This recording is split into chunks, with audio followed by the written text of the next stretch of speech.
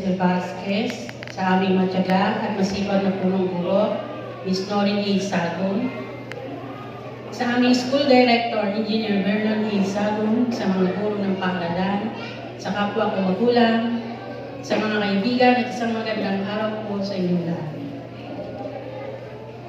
Isang karangalan para sa akin na makasama kayo ngayong araw na ito.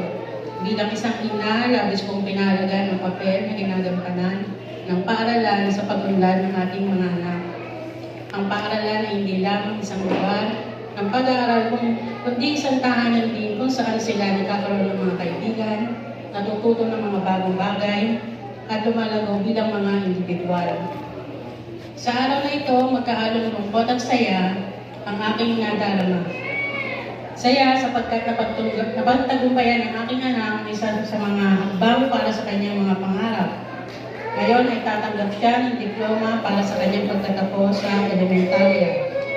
Lungkot sapagkat linisanin na ng aking anak ang paaralan na ito na nagbubong ng gusto sa kanya. Nais kong ibahagi ang aking mga saloobin bilang isang ina na nagsusumikap na gabayan ng aking anak sa kanyang pag-aaral. Alam kong hindi madali ang pagiging isang magulang, lalo na sa panahon ngayon. Maraming hamon ang kinakaharap natin mula sa pag-aaral hanggang sa mga isyong panlipunan. Ngunit naniniwala ko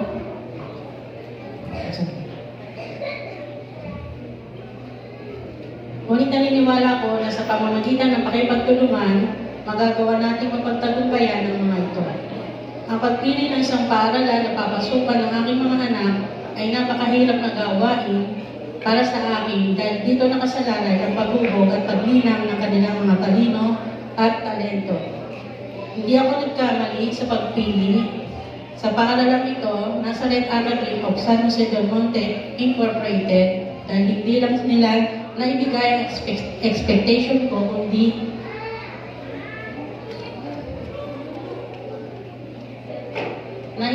nakikitan pa nila ng lubos ang pasasalamat ko kay Ma'am Norin at Sir Vernon sa pamumuno ng paaralang ito. Mula nursery hanggang grade 6, ito ang eskwelahan na ito ang kanilang nagiging pangalawang tahanan. Ang aking mensahe ay isang panawagan para sa isang mas malakas na ugnayan sa pagitan ng paaralan at tahanan.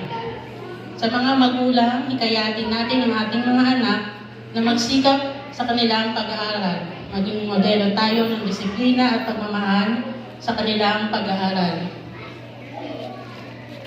Suportahan natin sila sa kanilang mga pangarap at mithiin. Sa mga guro, maraming salamat sa inyong dedikasyon at pagmamahal sa ating mga anak. Patuloy niyong bigyan ng inspirasyon ng mga kabataan na maging mabubuting mamamayan ng ating bansa. Sa mga mag-aaral, tandaan niyo ng mahalaga kayo. Kayo ang kinabukasan ng ating bansa. Magsikap kayo sa inyong pag-aaral at gamitin ang inyong talent upang mapabuti ang ating mundo. Mabuhay ang mga magsisipag tapos. Maraming salamat po.